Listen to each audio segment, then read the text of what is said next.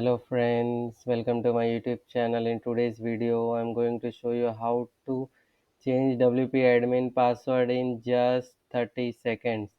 Let's get started. See, here is our hosting website's control panel.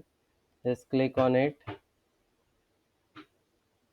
Then you have to go to PHP my admin. Okay. Then you have to just select connect now. You have to search over here WP user. See, this is my WPRM user. Okay, I have selected this is what you see after clicking. Just then select click edit. Here is where you can change your password. So this is the area where you have to change password, user underscore password. You can type anything whatever your password you need, and after that you have to select MD5.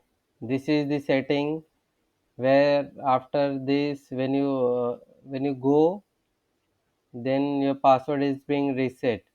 Then after you can log in. Thank you.